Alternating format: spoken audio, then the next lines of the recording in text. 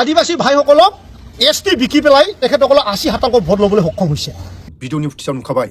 दावराव देख्रेब सारनि आगदा आखि थानाय गावसिनि बैसोखौ उन सिगां सानालासिनो बा दावराव देख्रेब सारनि टीम गावसिनि बैसोखौ समाजनि थाखाय जेबो साननानै लाया। बर' गेजेरबाबो आं जाहाथे सोरनिबा लिंकजों हाग्रामा महिलारि सारनि आगदा आखि बा सोरबा हाग्रामा महिलारि सारनि सोरबा सासेया जाहाथे नुयोबा आसामनि दाब दाब जायगायाव एक्सपेल्टिफोरनि अफिस नुयो। आसामनि दाब दाब खना खनला दुलाराय बर' फरायसा आफादनि अफिस नुयो आरो बिटिसिआव थानाय खना खनला एक्सपेल्टिफोरनि अफिस नुयो आरो खना खनला दुलाराय बर' फरायसा आफादनि आबसु अफिस नुयो। नाथाय एक्स एनडिपिफ्राबो गुबुन गुबुन हादोराव थानानै गावनि हारिनि थाखाय सोमावसारबोदों। बिनि थाखायनो आं खावलायो जाहाथे हाग्रामा महिलारि सारा गावनि गोख्रों आगदा आखि लानानै आरो बर'नि मेलेमजिबिफोरखौ लानानै 2003 फेब्रुवारि 10 तारिखआव बिटिसि एकर्ड खालायदों। बे सानखौ गाबोन गाजा गोमजा फालिगोन। बे समाव जाहाथे एक्स एनडिपिफ्राबो खना खनला बिटिसिआव थानाय आरो बिटिसिनि बाहेरायाव थानाय एक्स एनडिपिफ्राबो अफिस जाहाथे लुफुंनो हायो। गाबोननि सानाव हाग्रामा महिलारि सारा जाहाथे एक्स एनडिपिफोरनि सायाव माबा मोनसे मोजां खबर लाबोयो आरो थांनाय प्रमद बर'नि सासनाव जेब्ला बिपिएफ पार्टिनि कास्टम बसुमतारी आरो गुवाहाटियाव थानाय एक्स एनडिपि आसामनि सासे गोख्रों एमएलए होननानै बुङोबा उखिल गगैआ फंसेल' बाथ्रा बुंदों। बर'फोरनि गेजेराव सासेल' बर' लिडार दं बुंनो हानाय एक्स एनडिपिफोरनि खामानिखौ मावनो हागोन बा एक्स एनडिपिफोरखौ उदां खालायनो हागोन। बुंनांगौ टाइमाव बुङो, लोगो जानांगौ टाइमाव लोगो जायो। सिदा सिदि मानसि सासेल' बर'फोरनि गेजेराव मैखोम गोजौ गेदेर आरो गोसोआबो फिल्टारफोरबायदि जेरै दै लेथ्राखौ लोंनो थाखाय फिल्टार खालायो थिग बर' हारिनि थाखाय मैखोम बाथ्रा बुंनो हानाय हाग्रामा महिलारि सारा बे बर'नि थाखाय मैखोम खामानि मावग्रा आरो एक्स एनडिपिफ्रा उदां जानांगौबा एक्स एनडिपिफोरखौ केसनि जेंनानि सायाव बोस्रांनांगौबा हाग्रामा महिलारिखौ गोहो खुंथा लाबोफिननांगोन। जेरै उखिल गगैआ बुंदों थिग हाग्रामा महिलारि सारा गावनि गोहो खुंथायाव फैनाय लोगो लोगो जारिमिनाव खोनाफेरै फासिनि अर्डार जासेयावबो केसखौ बोखारनानै जोबथेसालिनिफ्राय उदां आरो माखासे केसफोरखौ फोजोबनो थाखाय मा सम नांगौ। इन्डियानि जारिमिनाव बा बर'फोरनि जारिमिनाव अराय समनि थाखाय हाग्रामा महिलारि सारनि मावनाय फासिनि अर्डार फोसावजासेयावबो खेबसेनो थारला बे बर' हारिनि थाखाय अराय समनि जारिमिन बा इन्डियानि जारिमिन होननानै बुंनांगोन। जेरै कास्टम बसुमतारी आरो गुवाहाटियाव थानाय एक्स एनडिपिफ्रा आसामनि सासे गोख्रों एमएलएखौ लोगो हमनानै सावरायदोंमोन। उखिल गगै सारा जेरै बुंदों एक्स एनडिपिफोरनि केसखौ आरो जोबथेसालिनिफ्राय उदां खालायनो हाग्रामा महिलारि सारखौ लाबोफिननांगोन। बर'नि गेजेराव सासेल' गोख्रों लिडार होननानै बुङोबा बुंनांगौ टाइमाव बुङो आरो लोगो जानांगौ टाइमाव लोगो जायो बेसो लिडार। बेबायदि उखिल गगै सारा बुंदोंमोन। आरो दिनैनि समाव फोथायाबा कास्टम बसुमतारीनाव जाय बिपिएफ पार्टियाव गोख्रों माखासे समाजनि गेजेराव थांनाय बिटिसि इलेक्सननि सिगां जोबोद खस्थ' लाबोनाय कास्टम बसुमतारीया बिपिएफ पार्टिखौ लाबोफिननो थाखाय जोबोद सान हर खस्थ' खालायदों। बे गेदेरमानाव सोङोबा जोंनि बर'नि माखासे रादाब बुथुमगिरिफ्रा बे खुला खुलि बुंनो हागोन। थिग बेबायदि लिडारा अराय समनि थाखाय जोंनि बर' हारिनि गेजेराव गसंनानै थानांगौ। बुंनांगौ टाइमाव बुंनांगौ, लोगो जानांगौ टाइमाव लोगो जानांगौ। प्रमद बर' बायदि अबेबा दिल्लीनि खनायाव थांनानै मा रायलायदों मा रायलायाखै रावबो खोनाया। गुवाहाटिनि अबेबा खनायाव फैनानै मा सावरायदों मा सावराया खोनाया। खना खनला माबा मोनसे बर'नि रायलायदोंनो माबा मोनसे जौगानाय रायलायदोंनो रावबो खोनाया। नाथाय हाग्रामा महिलारि सारनि सोंनाय फिननाया रायजो राजाफोरनि गेजेरावसो सोङो। दिल्लीनि लिडार फैयोबा रायजोनि गेजेराव सोङो, गुवाहाटिनि लिडारफोरनि खाथियाव रायजो राजाफोरनि खाथियाव सोङो। बेबायदियासो सैथो लिडार। बिनि थाखायनो आं खावलायो हाग्रामा महिलारि सारा जाहाथे XNDP-फोरनि थाखाय गाबोननि सानाव मोजां खबर लाबोयो आरो BTC-नि बायह्रायाव थानाय बर'फोरनि थाखाय मोजां खौरां लाबोयो। थांनाय प्रमद बर'आ जेरै खना खनला दिल्लीयाव थांनानै बर'नि माबा मोनसे रायलायदोंनो बा बर' सेंग्रा सिख्लाफोरनि थाखाय माबा मोनसे सावरायहैदोंनो साख्रि सोनो रावबो खोनायाबो, बा गुवाहाटियाव फैनो बर' सेंग्रा सिख्लाफोरनि थाखाय साख्रिनि माबा मोनसे सावरायनो फैदोंनो आसामनि लिडारफोरनि खाथियाव रावबो खोनाया। बेबायदि जाहाथे BPF पार्टिनि गेदेरमा दैदेनगिरिफ्रा जों दिनैसिम प्रमद बर'नि आखल बायदि नुवाखै आरो मोजां मावलांनो हागोनखौ जोङो आसा खालामदों। हर गेजेरबाबो आं जोंनि बर' हारिनि रायजो राजाफोरनि गेजेराव गोदै राव बुंनो बा खावलायनो आहा गैयाबाबो खाब्रां रावजोंनो आङो हाग्रामा महिलारि सारनि आगदा आखि हाग्रामा सारनि खाथियाव जाहाथे बे भिडिअनि फुटेजआ सोरबाफोर खोनायोबा जाहाथे XNDP-फ्राबो भबिष्यतनि थाखाय गावनि जुनियर सिनियर सोरबा गावजों एखे लोगो थाफानाय सोरखौबा दान्दिसे सम अबेबा खनायाव जिरायनानै सावरायनो रायलायनो XPLT-फोरनि बायदि दुलाराय बर' फरायसा आफादनि बायदि अफिस जाहाथे XNDP-फोरनोबो माबा मोनसे मोजां हेफाजाब होयो। 10 फेब्रुवारि BTC एकर्ड डे बेखौ जे फालिनो नागिरदों BTC सरकारा, जों बेखौ दुंब्रुद गोसोजों बरायो। भिडिअनि फुटेजाव नुखाबाय दावराव देख्रेब सारनि आगदा आखि आरो दावराव देख्रेब सारनि टीम आरो दावराव देख्रेब सार गावसिनि बैसोखौ समाजनि थाखाय जेबो साननाय गैया। जायखिजाया BTC-आव जाय पार्टिया फैया मानो आसि थुनानै दावराव देख्रेब सारनि टीमा बा दावराव देख्रेब सारनि आगदा आखि थानाय दावराव देख्रेब सारा अरायसम जान्जि खाफ्रानानै समाजनि खामानि मावनो थाखाय बर'फोरनि खैफोद आफोदाव गिबि नुजाथि हैग्रा दावराव देख्रेब सारनि टीमा। जाय दावराव देख्रेब सारा उपेन ब्रह्मनि जेब्ला आन्दलनाव गिबि आन्दलनाव बाहागो लायो बे समनिफ्रायनो एखे लोगो आन्दलनाव बाहागो लाबोदों आरो फिफा उपेन ब्रह्मआ जेब्ला गावनि देहायाव बयनिफ्राय देरसिन बेमारखौ लानानै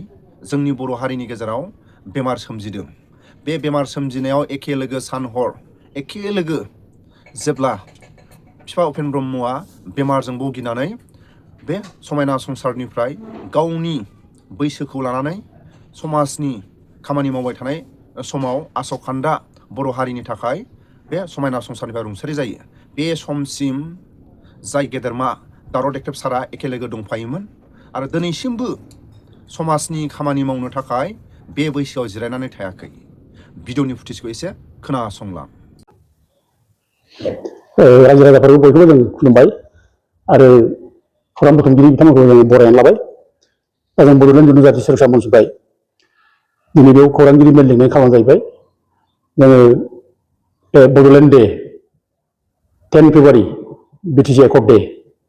बेखौ जे फालिनो नागिरदों BTC सरकारा, जों बेखौ दुंब्रुद गोसोजों बरायो आरो लोगोसे बे BTC एकर्डनि गेजेरजों बे बर'फ्रा राजनितिक अधिकार जों मोनबाय, गावहानो मोनसे खुंथाइ मोनबाय। बिनि थाखाय जों रायजो राजानो मोनसे हामलायथि जोङो बावहरो, मोजां मेसेज जों हरो जे BTC-खौ 2003 मायथाइयाव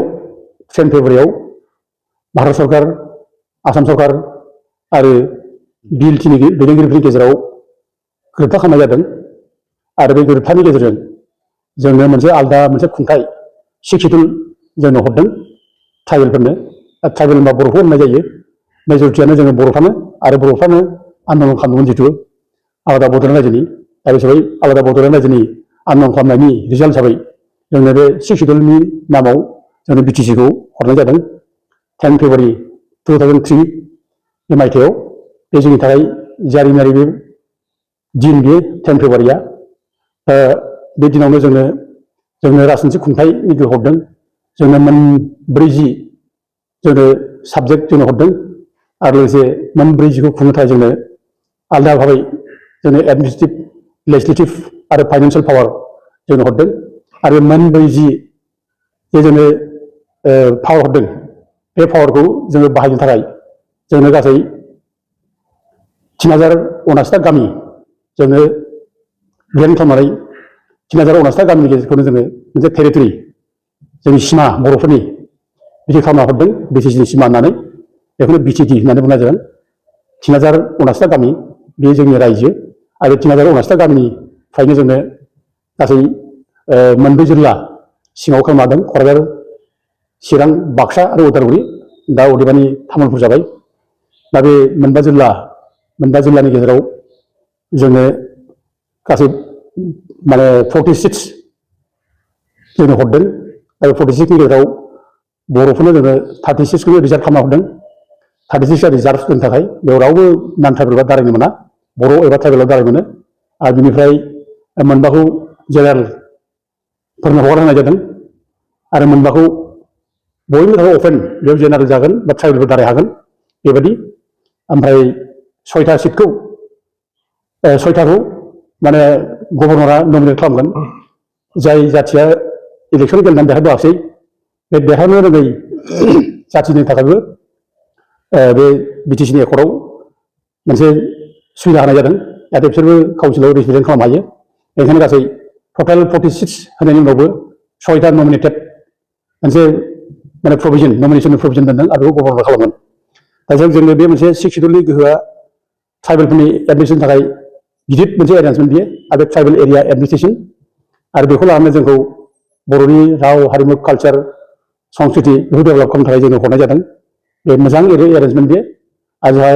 बे 40 साबजेक्टनि सायाव आयेन बानायनो हानाय जोंनि लेजिस्लेटिभनि माने एसेम्बलि जों हरनाय जादों दा बे मोनसे स्टेट बायदि मोनसे आलादा रायजो बायदि दा जोंनो माथ्र जोङो पुलिस पावारल' हरनाय जायाखै दा डाइरेक्ट फान्डिंखौ हरनाय जायाखै दा बेखौ जों मोनोब्ला बे मोनसे स्टेप जाखाबायमोन दा अब्लाबो जोङो आलादा बड'लेण्ड रायजो मोनाखिब्लाबो बे जे जों 6 शिड्युलखौ मोनबाय बे जोंनि थाखाय मोनसे माइलस्टोन बे स्टेपिं स्टोन आलादा रायजो मोननायनि आरो लोगोसे बे एकर्डनि गेजेरजोंनो बिटिसि एकर्डनि गेजेरजोंनो जोङो बर' रावखौबो 8 शिड्युल होनाय जाबाय बेबो गिदिर देरहानाय बियो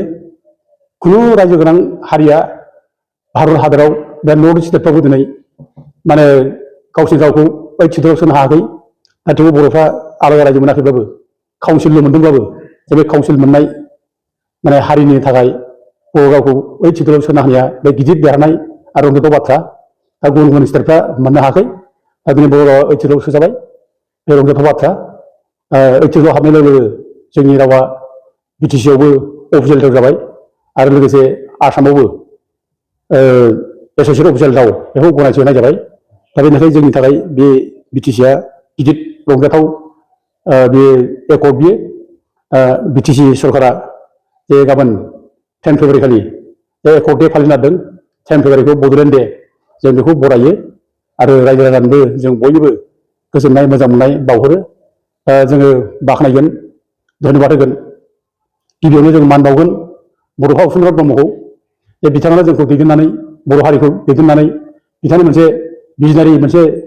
सानस्रिजों आलादा बड'लेण्ड रायजो सोरजिनो थाखाय आवगायबोदों बिथाङा डु अर डाइ डु फर बड'लेण्ड डाइ फर बड'लेण्ड बे गोख्रों सानस्रिजों बिथाङा हारिखौ दैदेनदों आरो बेयावनो गोबां बर'फ्रा थैदों बर'फ्रा बुख्रुबजादों सुख्रुबजादों जेल जानांदों गोबां बायदिसिना केस हाइनास केस फादा केस बायदि कनकटेड बानायनाय केसफ्राव जोंनि मानसिया जेल जानांदों बुख्रुबजादों गोबां आइजोफोर जिनाहारि खालामजादों दा हिसाबै बे बिटिसि मोननाया बै जायफोरा जोहोलाव थैबाय मुंख्लं जालांबाय जायफ्रा जिनाहारि खालामजाबाय जायफ्रा खस्थ' मोननांबाय बिसोरनि कन्ट्रिबिउसन दं जों बिसोरखौ जोङो गोसोखाङो आरो बिसोर जों मान बावहरो आरो लोगोसे जों बड'फा उपेन्द्र ब्रह्मआ जोंनो मोनसे भिजन होलांबाय डु फर बड'लेण्ड डाइ फर बड'लेण्ड डु अर डाइ फर बड'लेण्ड बे भिजनजों जे जोंखौ माने गेरेमसा बर' माहारि दानो जे बड'लेण्ड रायजो सोरजिनायनि गेजेरजों बेखौ फोरोंलांबाय जों बड'फा उपेन्द्र ब्रह्मखौ जों गोसो गोरबोजों जों बड'लेण्ड रायजो सरसा जानानै जों बयबो गोसो गोरबोजों जों खुलुमहरो दा बिथाङा जोंनो बे सानस्रिखौ जोंनो होलांबा दिनै जों बे लेभेलसिम जों सौफैयामोन बिटिसिआव जों मोननो हायामोन दा बेखायनो जों बिथांखौ अरायबो जों खर' गलायो खुलुमो सिबियो आरो बेजों लोगोसे बिथांनि डु अर डाइ बे मोन्थोरजोंनो जोंनि इयुथ्सफ्रा जावरिखांनानै थैथां गावनि जिबनखौ बावसोमनो होननानैब्लाबो आखायाव हाथियार देरनानै गावनि जिबनखौ दाबसे जायगायाव दोननानै जे आलादा बड'लेण्डनि थाखाय जुजिदों आरो बे जुजिनायनि गेजेरजों बे बिटिसि सुक्ति खालामना लाबायदों बे बिटिसिनि सुक्ति खालामना लाबोग्रा अस्ट्रजों संग्राम खालामनाय बिर टिम नेताफोर गाहाय हाग्रामा महिलारि बिथांखौ जोङो धन्यबाद होनांगोन मान बावनांगोन आरो लोगोसे बिनि लोगोफोर बै समनि बिर टिमनि लिडारफोर केडारफोर बिसोरनो बयनोबो जोङो गोसो गोरबोनि सिबिनाय मान बावहरो दा बिसोरनि गेजेराव जाय एकर्ड सिग्नेटारिसफोर दङ बेयाव हाग्रामा महिलारिजों लोगोसे चन्दन ब्रह्म, सिमां ब्रह्म अरफे खाम्फा बरगयारि अरफे